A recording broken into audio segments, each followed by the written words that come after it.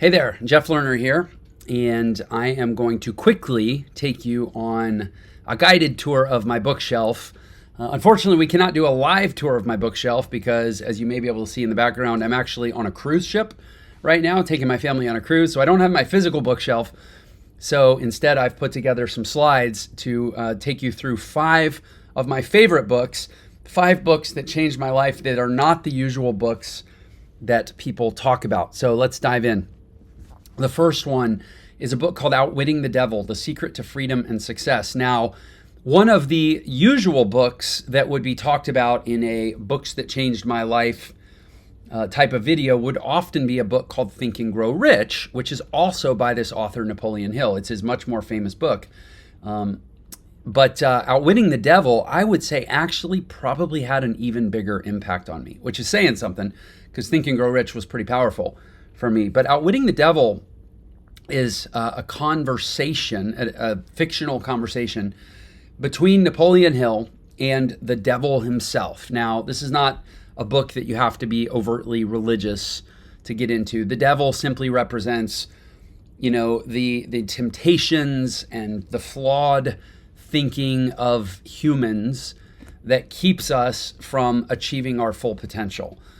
And so again, whether you want to personify that into a devil or not, this book is extremely valuable for understanding, how it is that we wake up one day and realize, man, I didn't do what I set out to do. I did not live the life that I set out to live. That, the world got the best of me. And this book, in a very visceral and powerful way, spells out how that works.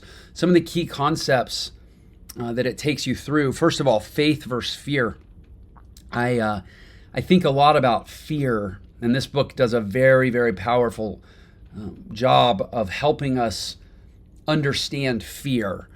Fear, I don't know if you've ever been in a room, like a soundproof room, a room that was truly silent. But it's weird if you've ever been in a soundproof room, or even just go in a vault or go lock yourself in your closet surrounded by your clothes that soak up the sound or whatever. Just put yourself in an environment that is actually truly silent, and you realize how much noise we don't notice. It takes true silence to realize how noisy the world actually is. We get used to the din, to the drone of sound in our life. And I think the same is true of fear. We don't realize how much fear is underneath virtually everything that we do. Who we choose to talk to at a party is about who holds, some benefit for us over the course of a life to potentially reduce insecurity. Even what books we choose to read in many ways have to do with the fears that we feel. Whether if we're reading personal development books, it's because we're afraid we're not going to amount to what we want. If we're reading fiction books to distract us, it's because we're afraid of the way we feel. And I'm not trying to take this cynical, fear-based look at life, but even certainly the job that we do, the way we spend most of our time, the things that we think about, the things that we worry about, fear is just pervasive in our life. And even when it's subtle and we don't notice it, it has us in its grips. And the challenge with that is there's a whole other life that is possible when we simply are unafraid. But to choose to be unafraid it's easy to say, it's hard to do, because we're hardwired to be afraid. We're hardwired to assume that when we leave the cave, there's a tiger out there that's going to eat us. Or when we leave the tribe, we're going to die alone in the jungle. Or, evolutionarily, right? We came about in a time when danger was around every corner and our only security was to fit in with the tribe.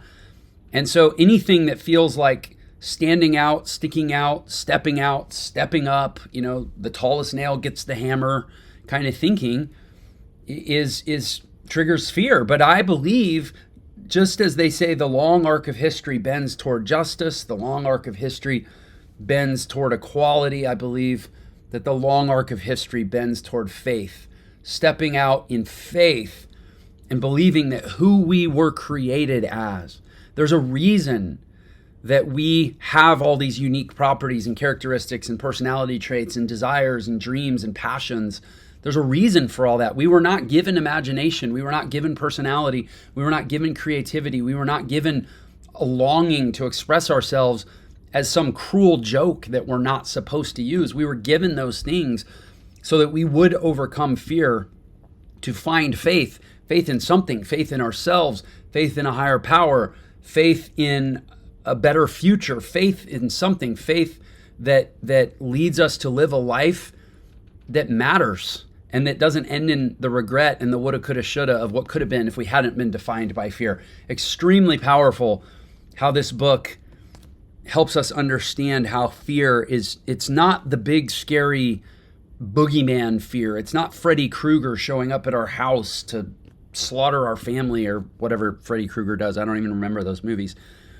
It's the subtle fear, right? That keeps us limited our whole life. And just like compound interest builds over time, there's a compounding subtraction from all the little compromises we make out of fear. And just like if you've ever seen the models of even like your retirement account, right? You put, whatever, $1,000 every month into a retirement account, and it compounds and builds over the course of a life. And 40 years later, you have millions and millions of dollars. What if you reverse that equation? What if you're making tiny little withdrawals? You're still making the let's say $1,000 a month contribution to the retirement account, but what if the interest is compounding in a negative rate where it's getting smaller and smaller every month and building? Then years and years, 40 years later, instead of having millions of dollars, you have an account that's gone to zero because the little withdrawals, the negative rate of interest eliminated the power of all the contributions you were making to the account. That is fear. We do all these things, but then we erode the possible long-term benefit of those things because little fears stop us right before, it's like in the opening of Napoleon Hill's Think and Grow Rich, there's an anecdote I forget the guy's name, but where he stops digging for gold and comes back only later to find that he was only 3 feet from one of the biggest gold veins in all of history. He stopped 3 feet from gold, 3 feet. R.U. Darby was his name. Actually, I think that's a play on words because are you Darby? Am I Darby? Are we the person who stops 3 feet from gold because of fear? Anyways, I could talk all day about Napoleon Hill. Let's move on to the next concept, drifting. So drifting, this is essentially how we give up slowly without anybody watching. I say the same thing about procrastination often, that it's how we give up. It's how we give up on ourselves without noticing, or it's how we deny to ourselves that we're actually giving up. We just put it off one more day, right? No, I'm not giving up. I'm just putting it off one more day. But we do that enough times, and over time, we've given up on all of our potential. Drifting is essentially that same concept of procrastination applied to a life.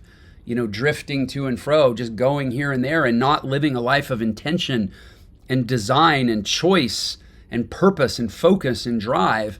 It's ironic I'm talking about this. I don't know if you can see the background. I'm on a cruise ship right now, and I'm feeling this wobble back and forth. I'm actually getting a little nauseous, to be honest, staring at my screen while I'm on a cruise ship. But this is sadly how most people live their lives. I'm obviously here as a very intentional choice to Disney cruise, and I have a 7-year-old daughter, and that's a great choice if you have a small child that loves Disney. But for most people, a cruise ship is not a bad metaphor for their entire life, right? Just going wherever the ship happens to go, surrounded by whoever happens to be on the ship, being tossed about to and fro in the waves.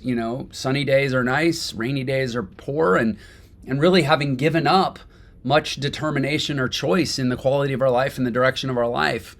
And that's what Napoleon Hill means by drifting, and that is in the work. That is how the devil gets most of us. It's not, like I said, it's not with the big boogeyman. It's with the tiny little compromises that ultimately result in a passive existence, which leads us to a death within a life that we really didn't have that much say in determining the circumstances of. And that to me is the greatest tragedy.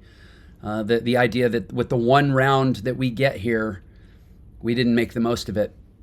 The 7 principles that, bear in mind, the book is called Outwitting the Devil, right? It's how to win out, how to outwit the devil, how to not succumb to what the devil's trying to do to us. And the 7 principles, first of all, definiteness of purpose. This is the opposite of drifting. I have a clear purpose. The word purpose comes from the French word proposer, to propose, essentially that which I propose to the world, that which I stand for and espouse in the world. What is it that we stand for in the world? If we do not have a clear definition of what we stand for in the world, then the world will stand over us and we will simply be a hapless byproduct of circumstance. Mastery over self.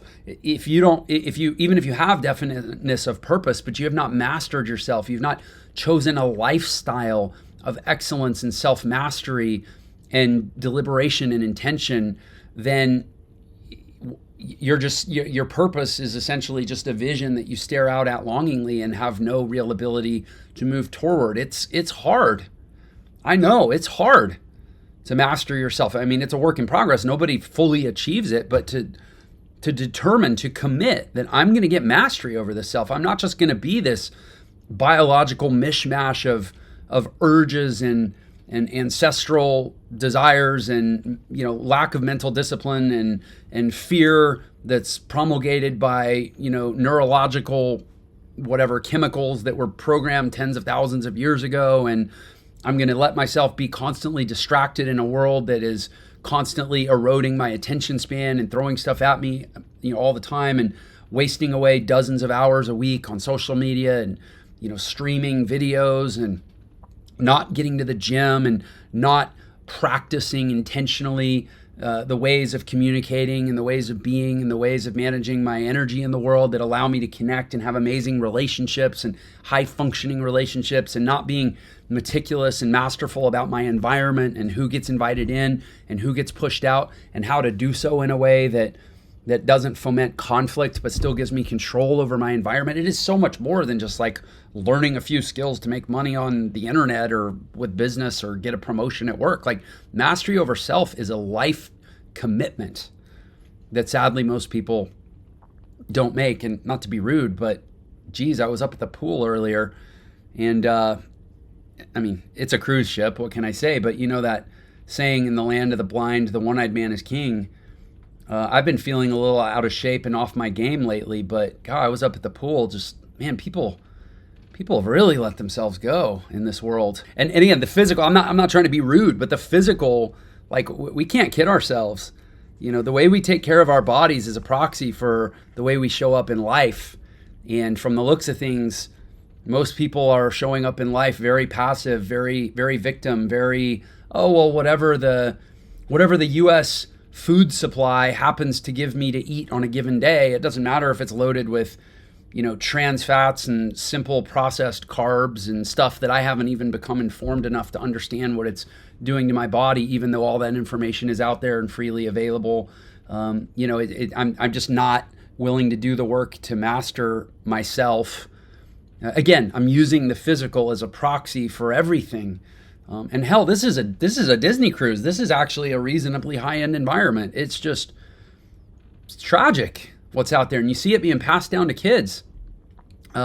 Learning from adversity. I was actually thinking about this yesterday, that I think one of the reasons we suffer in life is to decouple our idea of happiness and fulfillment from our idea of being pain-free. The more I have suffered and the more trials and tribulations I have endured in my life, the more I have recognized that there's this choice that comes subsequent to suffering, subsequent to adversity or pain, which is that will either have been pointless and purposelessness and wanton and evil, or, and this is our choice, no one else's. We may not have had a choice in the suffering, but we have a choice. Go read Man's Search for Meaning by Viktor Frankl. We have a choice in this next bit. Is it going to be pointless? Or am I going to convert that suffering into purpose, into passion, into drive, into focus, into intention, into something that says, let it stop with me. Let me be the point where suffering goes to end, so that what I pay forward to the world is a better place with less of it. By the way, the root word, the original word for suffering in Latin was passio, which is also the root word of passion. We always have a choice to convert suffering into passion, to drive forward for something better. But for that to happen, we have to be willing to suffer with our eyes open and learn the lesson, and not put our head down and not escape into drifting and lack of self-mastery and fear and resignation. And a lot of that will end up having to do with controlling environmental influence. That is one of the hardest lessons that I've had to learn, and that this book was so helpful for me around, is like, it is okay to have what some people will feel like is a ruthlessly high standard for our environment. If we want to live an incredible life, we have to start picking and choosing what we allow to stay in our world. We don't often get to choose what comes into our world, but we get to choose what stays in our world. And, look, I have a unique position here at ENTRE. I oversee thousands and thousands of students trying to change their life. And we talk about the 3 legs of successful action: knowledge, environment, and resources. And we can provide people with knowledge, and we can provide people with resources. And to some degree, we provide them with an alternative environment. But we cannot go into people's environments and restructure it for them. So often, and I see this so true at our live events where people come and I get to talk to them about what's standing in the way of their goals. And most of the time, it's other people. Sad to say, it is usually other people, that people either do not have the willingness or do not have the skills. And there is a skill to re-engineering our environment. It's a skill to be able to move somebody out to the periphery of our environment and draw somebody else in who's a better influence, and to do so in a way where neither party noticed or neither party, felt something that was off. And that's one of the biggest skills we teach at our events, is how to restructure our environments in a way that doesn't create conflict in our life, but ultimately creates a better, more conducive environment for self-mastery, for definiteness of purpose, for living in faith, for mastery over self. I said self-mastery and mastery over self, for all these things, right? And then time, harmony, and caution. Time, I say, it hurts me. It hurts me how often time is not valued in this world. I was at a convenience store yesterday, and I was just like crawling out of my skin, because the person in front of me was like slowly taking one item after another. It was like a Butterfinger bar and a tube of Pringles chips and a Coca-Cola and some Mentos, and just like all manner of toxic things you can put in your body. And it wasn't even just the substance, it was the lethargy, it was the slowness. And the lady ringing it up was just like, oh, la-di-da, oh, the system's not working. Hey, can you come help me? And just no urgency around anything. And I'm not saying we want to be in a hurry. Goodness knows, it's not about being in a hurry. It's about properly valuing the time that we have, that every second that passes is one that either got away or was put to use. And I just know to my core, I will be on my deathbed someday reflecting on the millions of seconds that went by and lamenting the ones that got away and being grateful for the ones that I harnessed and put to good use. It's not about comparison. It's not about being better than anyone else. It's about having an internal sense of integrity, that I know that time is the most precious thing that I am issued in my life, and I will not squander it. I will not be so disrespectful and ungrateful to myself and whatever created and put me here as to say time is to be wasted. And yet, no doubt, I will someday bemoan that I didn't do more with the time that I had. That would be the ultimate hypocrisy. And yet, so often we don't live as if that is an obvious truth. Harmony, I much prefer this term over balance. I'm a musician, right? And the idea of balance is sort of like, well, you lower one thing to elevate another. Whereas harmony, I think about the opening of a Beethoven symphony, right? Dun, dun, dun, dun, dun, dun, dun, dun, Beethoven's Fifth, right? That's not, that's all loud. Everything is played fortissimo, right? It's very loud, but it's all in harmony. So it's not about subduing ourselves. We can be harmoniously alive and out loud and fully living and fully expressed. But again, it's a better term than balance. Take all these elements in life and align them in harmony. Sometimes they're loud, sometimes they're soft, sometimes they're forceful, sometimes they're tame, but they're always in harmony. And the devil will use disharmony, throwing us out of balance, off kilter, out of whack, as a way to get to us. And then caution. So this is a tricky one, and this is one that the devil uses to great effect. Often we are cautious, or I should say we are fearful, thinking we're being cautious. And we conflate the two terms.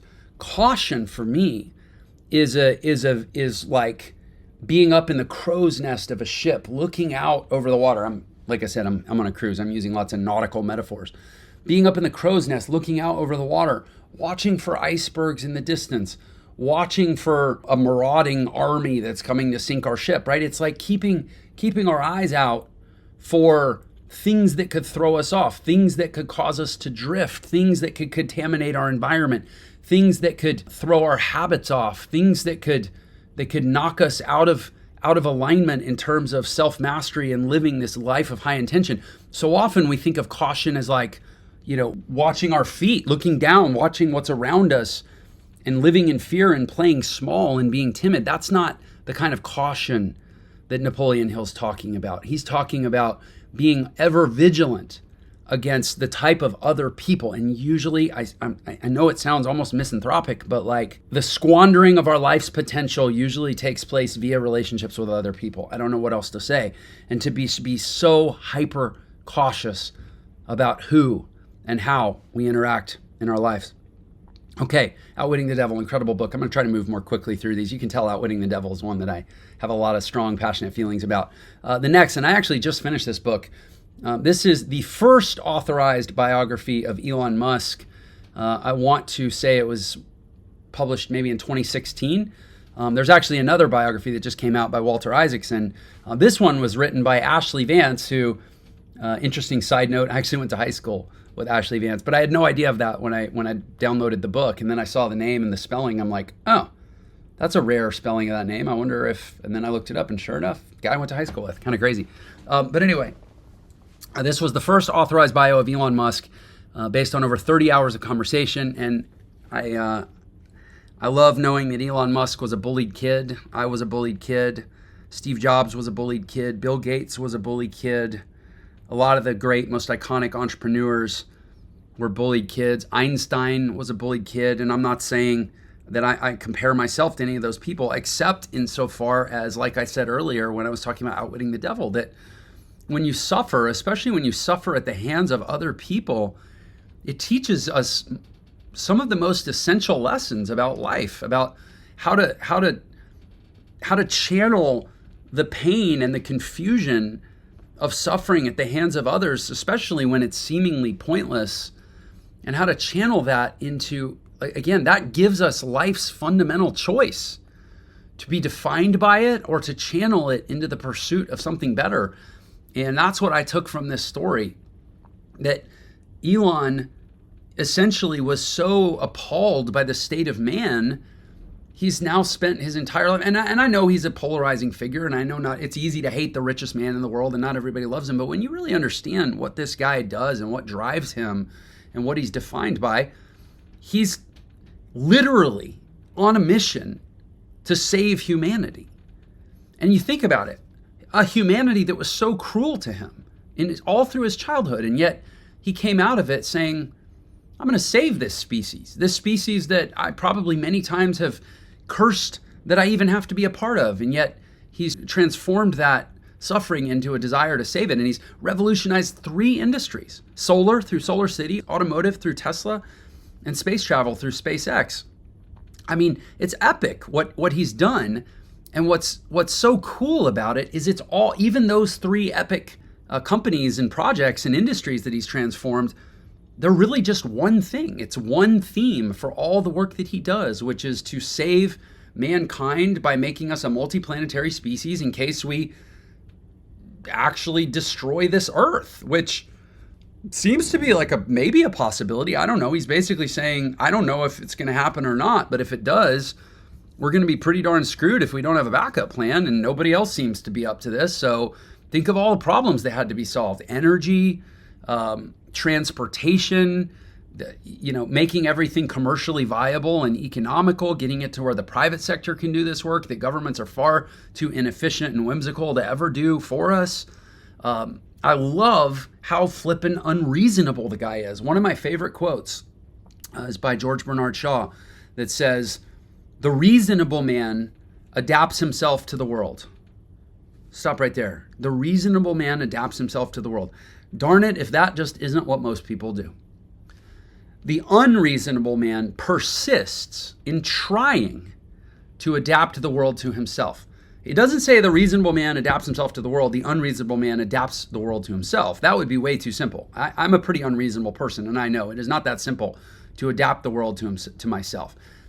But we persist in trying to do so. And in that effort, the quote says, "Therefore, all progress depends upon the unreasonable man." And I think we just get to decide in this life, am I going to be reasonable? Am I going to be easy for other people to deal with? Am I going to be a person who dies and says, well, at least I didn't make any waves. At least I didn't disrupt anything.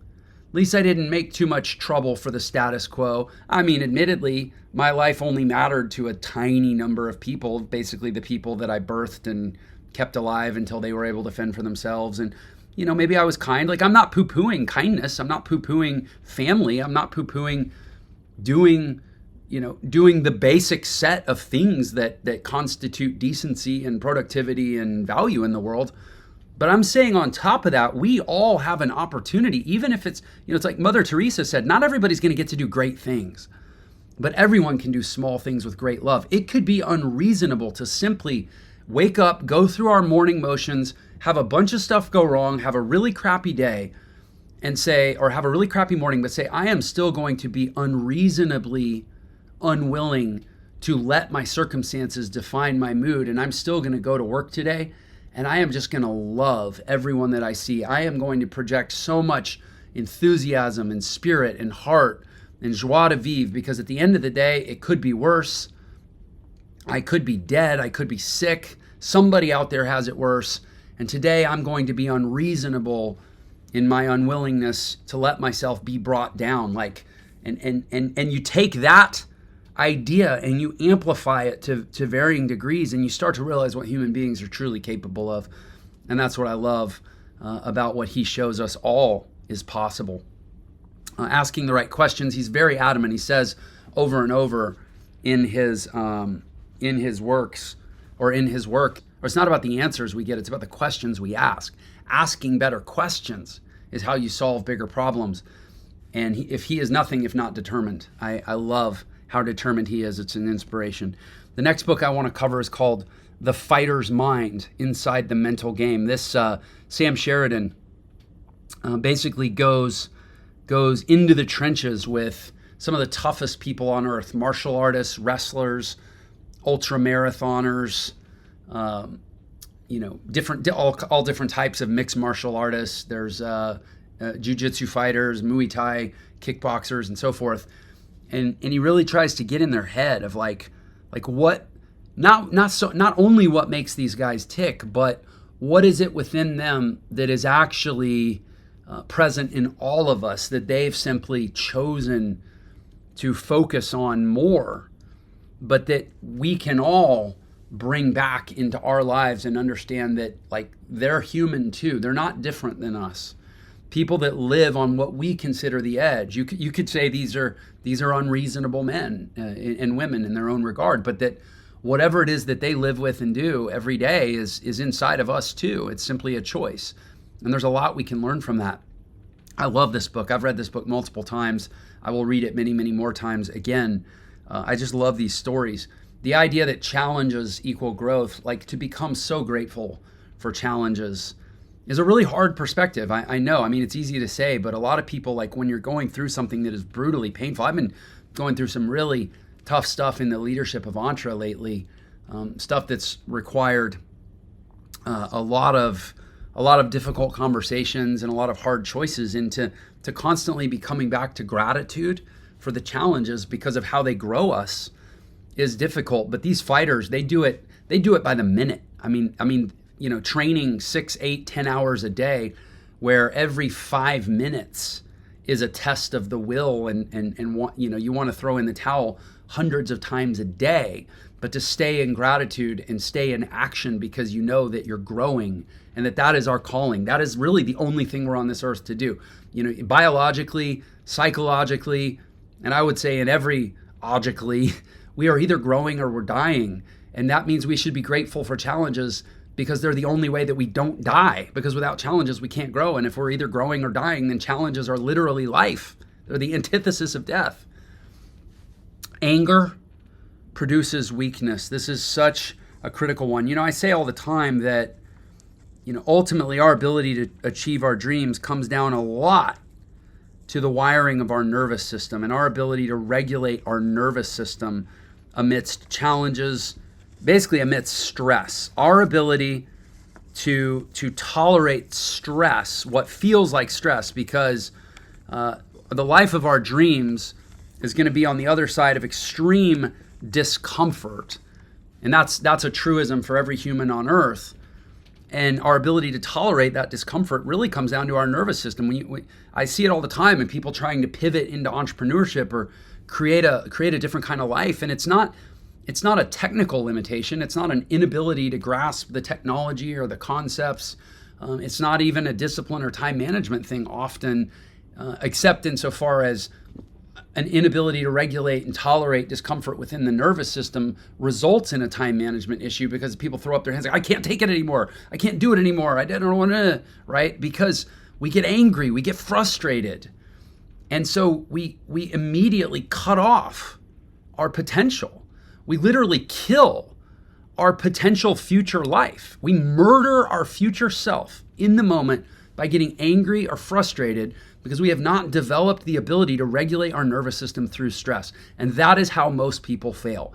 They don't fail because things are too hard or because life comes at them or because of something external. They fail because their nervous systems cannot tolerate the consistent discomfort of going after their dreams. And anger is how that usually shows up, especially at the moment of failure. And to see anger for what it is, anger is something that can be exploited. It's something that can be abused and taken advantage of. And to get to where we always have to have a different strategy. And that's how you work through anger. And everybody has an anger problem if they're pushed to enough stress. And the antidote is to always have a different, better, preconceived strategy. You have to work it out ahead of time. It's not something you're going to be able to come up with in the moment, because by the time you're angry and by the time you're neurologically flooded and by the time your sympathetic nervous system is maxed to the hilt and you can't take it anymore, your critical thinking has gone down and you're no longer able to be reasonable and strategic. You have to be working ahead of time to not be angry, because by the time you're angry, it's too late and you will be exploited. It will be, even if it's merely by fate.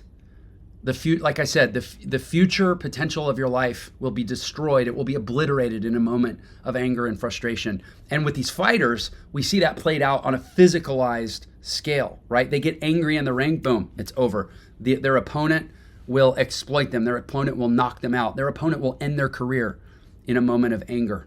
That's what's so powerful. Again, it's just like I was talking about being up by the pool on a cruise ship and seeing how people physically take care of themselves. Physical life is such a metaphor for the entirety of life. And with that, part of strength is optics and appearance, confidence, how we hold ourselves. People win fights just by the way they walk in the ring.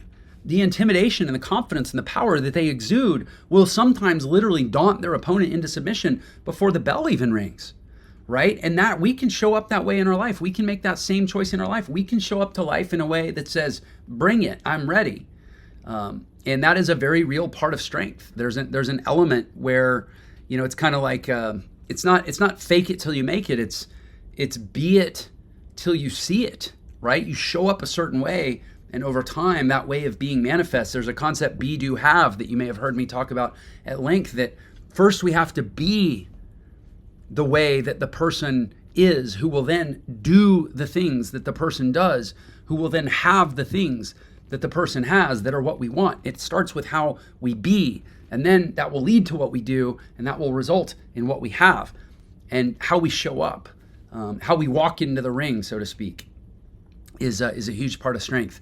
All feelings are created in our minds. I love one of the chapters in the book is about this ultra marathoner, this guy that runs 100+ mile races, and he's older in the book. He's been doing it a while, and he talks about running, I forget how long. It's like, imagine running 80 miles on like a broken shin, and just crazy stuff where he talks about like pain comes beckoning. It comes asking. It comes seeking permission to disrupt your life. Pain doesn't disrupt your life. Pain is something that's created in the mind and delivered back to the body or to the psyche and says, hey, I'm here. I would like to distract you and limit your potential and stop you from doing what you're capable of. Is that okay? And then we have to respond and go, yes, pain, it's okay. I give you permission to screw up my life. And pain, all feelings, sadness, created in the mind. Anger, created in the mind. Fear, created in the mind. These are not real things. You cannot go buy them at the store. And they have to be given our permission to affect our lives. And character, I love these fighters because you realize, like, they're men of integrity. They're men of consistency. They're men of discipline. They're men of principle. They're men of values. The best fighters have to be, frankly, some of the best humans, because character is the foundation of all great skill. I learned this as a pianist back when I was studying to be a professional piano player. You read the lives of, and they're not, nobody's perfect, but the way that great artists and great fighters and great skills professionals show up in this world is so interesting because of the way they recognize, and this is about that environmental control. They have to map all these different aspects of their life to sort of singularly point in the direction of where they want to go. And that is something that we can all learn from and we can all choose.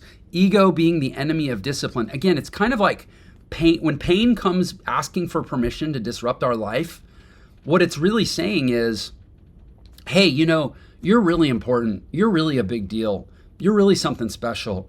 And you shouldn't have to feel this. You shouldn't have to be in pain. You shouldn't have to be in sadness. You shouldn't have to be afraid. You're so special and wonderful that whatever, because you're so great, whatever makes this feeling go away is what you should do. In other words, our ego placing such a high value on our comfort is what tempts us to give permission to the pain or the other feeling to disrupt our potential greatness and erode our vision and our proposition, our purpose, our purpose, that which we stand for in the world, and that future that we're after. And ultimately, who do we love more, ourselves or the world and other people? If we love other people in the world more, then we'll go after our greatness. And if we just love ourselves, then sure, we'll compromise and we'll back down because it doesn't feel good, right? And we think that we're so special, we deserve to feel good all the time. Well, if that's true, why aren't we all just strung out on crack every day, right? Like, it's literally, that's an extreme thing to say, but that's also a valid, philosophical representative question, right? If feeling good is what it's about, why aren't we just doing whatever it takes to feel good all the time? There's a book about that. It's called Brave New World. People walk around zonked out on something called soma all the time, and it just makes people easy to control and manipulate, right? And that's what I think, honestly, that right there is probably what I love more about the fighter's mind than anything. These people will not be tamed. They will not be conquered. They will not be managed or handled, even if it's just inside the ring. There's a place in their life that for themselves and all of us, and I think this is why we actually watch gladiator sports, gruesome as they are. There's a place that some people go, a few among us get to go, to truly be themselves. And we all so deeply want that for our own lives that we're willing very often to watch other people do it for us by proxy. And what I believe, what I stand for in the world is that if we get our ego out of the way enough, if we get our own selfish desire for comfort out of the way enough, we can all live in that ring every single day. Anyway, I digress. The next book, The Fountainhead by Ayn Rand. This book, probably more than any of these, truly did change my life. I read it first when I was, I want to say 16. Yeah, I would have been 16 because I dropped out of high school right before my 17th birthday. And I dropped out of high school not that long after I read this book. The story, if you've never read it, it's not her most famous book is Atlas Shrugged. which is also an amazing book. I didn't read it till later, but this was the one that really, literally, probably more than any other book, this book changed my life. And it's a story of one genius architect whose name is Howard Rourke, and all he wants is to build great buildings. He sees them in his mind. He has this extraordinary vision of what he wants to build, and the world just basically seems dead set on keeping him from creating his vision. And there's this critic. The critics play a strong role. A critic named Ellsworth Toohey, who's just constantly tearing apart his vision, constantly tearing apart his genius, constantly, writing about how terrible his buildings are and how they go against what society needs, and the conformist mediocrity, right? And it's just a powerful work. And I remember reading it and saying, well, now I know why I feel the way I feel. I feel like everything in school, everything, and I'm not quite as dramatic and extreme as I was when I was a teenager, but there were clearly to me then, certainly still to me now, so many forces that are just like, be a good little soldier, play your part, do what society wants you to do. What Anthony Burgess called a clockwork orange, be a little clockwork orange, and we're going to program you and set the dials just right so that you'll, become a part of the factory infrastructure and produce the things that society wants from you. And then at the end of your life, we're going to give you a little bit of time and maybe a little bit of money to be retired and play some golf before you die. I just saw it and I just was appalled by it. This is not the life I want. I didn't know what it was going to look like. I didn't know what it was going to amount to, but I just whatever it was, I wanted it to be me and not a life that someone else programmed for me. And what can I say? It all came from this book. I wouldn't say all of it. Much of it came from this book. The key concepts of this book, first of all, objectivism, which is actually Ayn Rand's entire philosophy is called objectivism. And there's four, and this is essentially spelled out across the totality of her opus. And there's four pillars to objectivism. First is objective reality, and that's one of the reasons I really like Ayn Rand, is it's very focused on what can be seen. One of my another one of my favorite books, it's not on this list, is The Road Less Traveled. Actually, there's another one I probably should have put on this list called People of the Lie. They're both by M. Scott Peck. In fact, someday I'll do a bonus video on People of the Lie because it's amazing. But anyway, The Road Less Traveled by Scott Peck starts with or in the first few pages of the introduction, it has a quote that basically says, what does it say? Sanity is a commitment to seeing reality as it is, regardless of the price tags. Basically, I will not allow my mind to distort what I see and what is objectively real because of the discomfort or the price tags that it costs me to see things as they are. Tony Robbins says it as successful people are great at seeing things as good as they are but no better, and as bad as they are but no worse. The ability to objectively process reality is the foundation, I believe, of all greatness. And then there's sort of a supernatural faith element that we layer on top of that, but it has to be founded on objective reality, not on our subjective, individually created narratives that frankly were programmed into us by others before we really were old enough to know what was happening. But anyways, and then reason is another pillar of objectivism, to really develop the cognitive ability to reason through complex problems. This is one of my biggest frustrations with school nowadays, is that they've reduced it so much to being about memorization or application of formulas or solving problems in the way that we were taught, meaning, again, application of the formula that goes with the problem, instead of really, really developing deep critical thinking skills. I mean, I will say, as an employer who has employed, in my career, I've employed certainly probably over 1,000 people at this point in my career as an entrepreneur. This is the number one thing I'm looking for, is really, really deep, critical, strategic problem-solving skills that are founded on reason and the ability to draw in, a broad number of relevant concepts to a problem. And it is in tragically short supply in this world. And I think a lot of that does have to do with the way that we're being educated now. And it's one of the reasons I'm so adamant about changing education. Self-interest, this is a hard one for some people. Ayn Rand actually wrote another book called The Virtue of Selfishness that argues for that self-interest, that a human being wanting to improve their environment by unreasonably, to go back to that, by unreasonably persisting in adapting the world to themselves, by essentially saying, I'm going to adapt my environment by putting my stamp on the environment and forcing the environment to adapt to myself for my own self-interest, because there's something I believe in, that which I stand for, that vision that I hold, that I believe the world needs to have thrust upon it as a positive act of service, not as a selfish expression of ego. And we're going to talk about egoism versus egotism, but that the world gets better when I'm a part of it.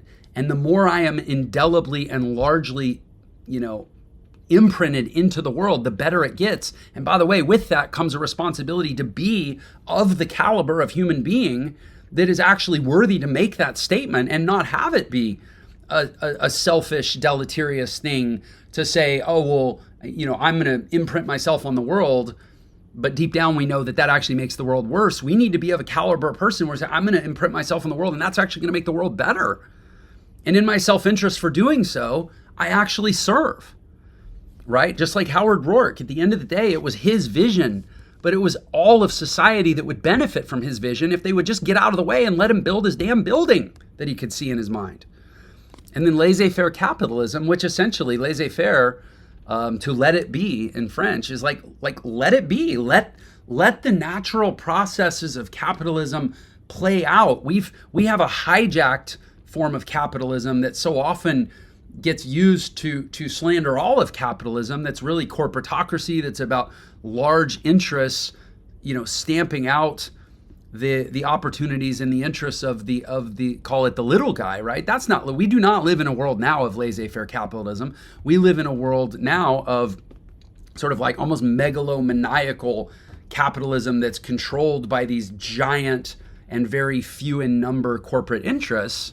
Real laissez-faire capitalism as a pillar of objectivism is how essentially the world becomes a meritocracy of ideas, and the best ideas and the best contributions that are based on self-interest rise to the top. And frankly, this is why I'm a huge proponent of entrepreneurship. This is why I founded an entrepreneurial education platform, because it's how we go out to the world and combine our self-interest with objective reality, with all these other principles that I've talked about, with our unreasonable standing for purpose and vision in the world, and our self-expression and our manifestation of the Maslow's hierarchy and self-actualization as the pinnacle of human fulfillment, which self-actualization simply means to actually become ourselves tangibly in the world, not just in our own repressed minds. And laissez-faire capitalism is essentially the economic construct that makes that possible and essential. And anyways, I could go off. I did go off on this in my book, which I'm going to actually, ironically, I'm going to talk about next, Unlock Your Potential. But anyways, so to finish up the fountainhead, individualism versus collectivism, you can tell how I feel about that. Ayn Rand said that that civilization is the process of setting man free from men. I say that to myself all the time, you're a man being set free from men. This fear, this tribalism, look at the world today and try to show me any benefit that comes from clustering ourselves dogmatically into tribes and pointing ourselves against each other. Say, well, my tribe versus your tribe. There's one tribe, and it's called Homo sapiens. And you know what my proof point for that is? We can all reproduce with each other. I cannot reproduce outside my tribe. I cannot reproduce. This is all weird. I cannot reproduce with a dog or a horse. They're not in my tribe. But that's the tribe. That's the only tribe. And the beautiful thing about seeing the world as a tribe of 8 billion is that it's no different than seeing the world as a tribe of one, because when all are a tribe, each are a tribe. It's the middle ground, the collectivization, the organization into these larger subgroupings is the basis of all conflict. So I said earlier I was going to talk about producers versus critics. One of my favorite quotes is the man in the arena quote by gosh, who was that? Teddy Roosevelt. If you've not heard the quote, you should Google it, Man in the Arena. It is not the critic who counts. It literally starts by saying, it is not the critic who counts. Again, Ellsworth Toohey in this book represents the essentially the collective, right? The world of people that will sit back and judge and take shots and throw stones and have opinions which Aristotle called, he said, opinions are the wilderness between knowledge and ignorance. The world loves to have these opinions, and those opinions manifest through the form of critics who get to voice opinions for all of us collectively. And I would argue are, to go back to the first book on the list, Outwitting the Devil, I mean, one of the ways the devil works is through critics, right? And The Fountainhead does a pretty beautiful job of excoriating critics, which is one of my favorite things about it, especially now as somebody who's, features prominently within our education sector and the online business education sector. And I have a lot of critics. People take shots at me all the time. And I have learned to see critics for what they are, which is people that talk a lot more than they do, good, bad, or otherwise. And the final theme or key concept from The Fountainhead is egoism versus egotism. And again, this is that idea of egoism is to fundamentally understand, call it having a healthy sense of self, to fundamentally understand who I am and the fact that I was created unique in this world. And by the way, that's not an opinion. That's a fact. I have 10 unique fingerprints right here that no matter how many humans, there have been 120 billion humans in the history of our species. None of them ever had these 10 fingerprints. Ditto my gut biome, for example. I could put a dipstick down my esophagus and bring it out, and the little cocktail of bacteria and whatnot that would be on the end of it, you could actually, that's as unique as my DNA profile. Just the bugs in my gut are different than all 120 billion humans that have ever existed, and certainly our DNA, and certainly our life experience. I could pull up any 5 major plot points of my life, and just from those 5 points of my life, I would immediately be distinguished from every other human that ever lived. We're so unique. And again, why are we given uniqueness if we're not called to do something unique in this world? That is egoism. Now, egotism is about subtracting from the environment. And I think that's really the distinction between egoism and egotism, is what is the impact on the world? Egoism is giving of myself, contributing of myself, taking myself and applying myself to the world in a way that increases value for others. Egotism is about taking from myself. It's about reducing the value in the world around me so that I can have more. It's really zero-sum thinking. Like, I have more and I deserve more because because of my ego, because of myself, because I'm coming from an egotistical place. And when I do that, I'm willing to subtract and take away from others. So you could really put egoism versus egotism as non-zero-sum sense of self versus zero-sum sense of self. Okay, final book here that I want to review is this one. The one that I wrote, Unlock Your Potential, The Ultimate Guide for Creating Your Dream Life in the Modern World. And I will say that more than any other book, this book changed my life because of what it took to write it. And, I share this sort of as an embodiment of all these other books, right? If you haven't read the book, there's 3 books in one. It's my autobiography. It's the story of how did a high school dropout, broke jazz musician become, whoever I am and whatever I do. It's also a handbook for navigating the digital economy. So if you're out there in the world going, man, I like a lot of these ideas this guy's saying, I really would love to have a different life, but like practically, I got to make a living. And by the way, let me just say, when it comes to ENTRE Institute, I think this is what we do different than anybody else in the world is, like, we're a personal development and life vision platform that also teaches the tangible business and professional skills that allow us to actually apply and operationalize a new vision for our life in the world, because like we do still have bills to pay, right? And my book is a good starting point too for how to navigate the modern digital economy and really have the tools and practical abilities to create any life that we choose. And then finally, There is an economic treatise and bold predictions for the future, which I published this book in 2022, and I will say I had no idea how quickly these things were going to come true. I knew where we were going in the next 10 to 50 years. Honestly, I had no idea that it was going to start playing out in the next 1 to 5 years. I mean, we're seeing it every day in the headlines with inflation and social disruption and the accelerating erosion and destruction of the middle class and the further consolidation and corruption and corporatization of politics and the way that the government powers that be are able to manipulate the economy and use these really destructive financial instruments to, again, destroy the purchasing power and destroy the quality of life of the average person, which increases dependency, which increases desperation, which basically makes us all more and more reliant on the government to save us, we see that playing out in social unrest because dependency becomes hostility, and so on and so forth.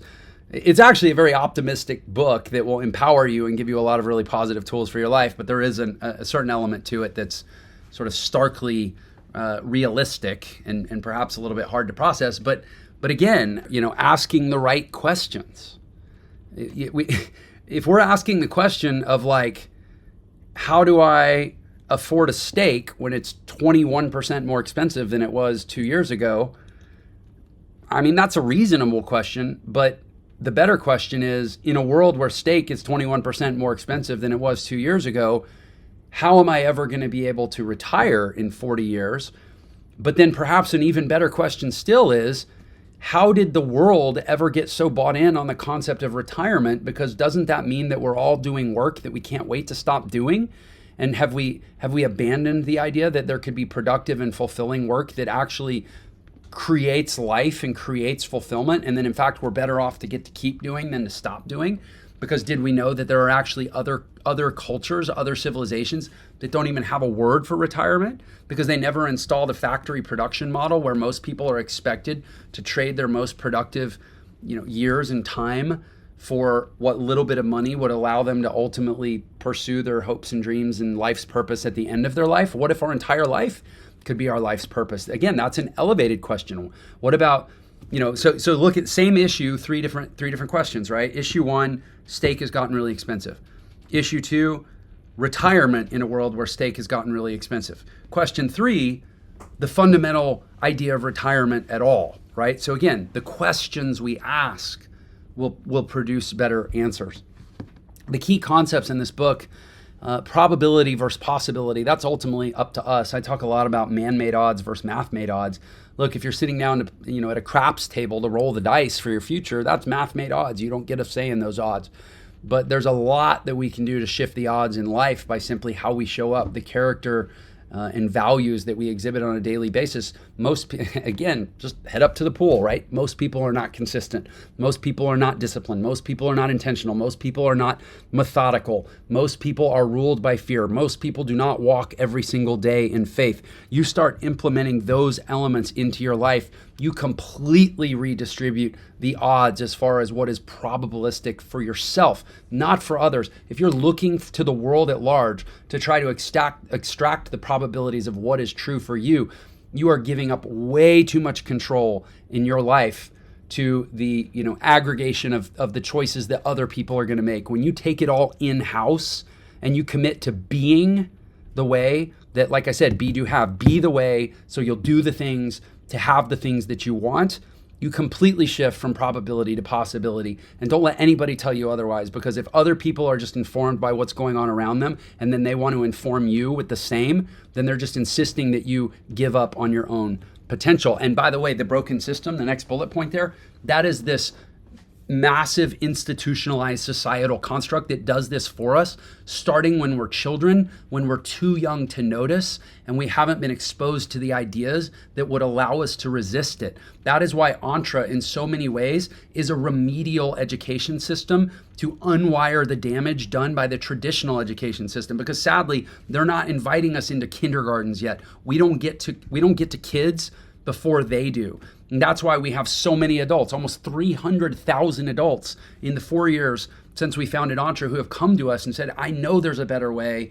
I know my life. I know I was meant for more than this. Help me learn how to do it, but also help me unlearn all the learnings that have kept me from doing it thus far, right? The broken system of education, employment, and retirement, the three bigs: big education, big employment, and big retirement, is this monolith of ideas that keeps us living in statistical probability rather than individual possibility. And it deeply does come down to the idea that how we do one thing is how we do everything.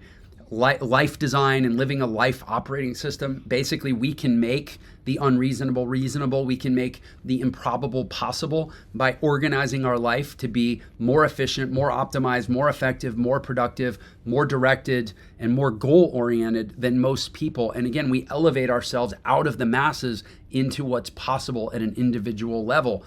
We do that through perseverance and through understanding that through our whole life have been the seeds of our purpose. I'll use myself as an example. The fact that I dropped out of high school at 16 was a prelude to disrupting education in my 40s. The fact that I became a jazz musician in my 20s was a prelude to standing for and teaching the improvisational way of being that is entrepreneurship. The word entrepreneur literally translates to adventure. A jazz musician is simply a musical adventurer, one who creates on top of a form. That is how we live our lives. And I'm just using myself as an example, but the seeds of our purpose were always planted in our life, particularly by those choices we made that were hard and were scary, but that were true to ourselves. And that is the danger in not making the hard, scary choices that are true to ourselves, is that when we don't make those choices, we actually snuff out the seeds of what our purpose was meant to be. All those hard, scary choices that were true to ourselves were how we built the muscles to ultimately allow us to do what we're on this earth and what we're called to do. And sadly, most people don't. And that is the starting point of unlocking your potential, is to just start saying yes to those bold, scary choices that we have right in front of us. It can be as simple as taking 15 extra minutes to just go tuck our child in at night, even though we're exhausted at the end of the day and we have to be up early, just to start to reset that relationship. It can be these small things. I don't, every life is different, but the seeds of our purpose are always planted through the boldest, scariest, most true to ourselves choices that we were called to make in our life, whether we made them or not. And the final thing I'll say about that is that writing this book was one such choice. Writing this book required me to operationalize. It took me 5 years to write this book, not because it takes 5 years to write that many words, but because of the struggles of life, the vicissitudes of life, all the attacks, all the, going back to unwitting the devil, the drifting, the fears, the uncertainties, the chaos, the disruptions, all the things that have to be battled against just to create the space in which to do our best work, which I'm proud to say I believe this book is. So anyway, I wanted to end with this book because for me, it embodies the synthesis of all the other books and taking what they taught me and trying to apply it to a major work. So anyway, that concludes our video of my bookshelf tour, 5 books that changed my life that aren't the usual books people talk about. Thank you so much for your time. I have several more of these videos that I'm going to be putting together here this month, and I can't wait to see you on another one. Take care.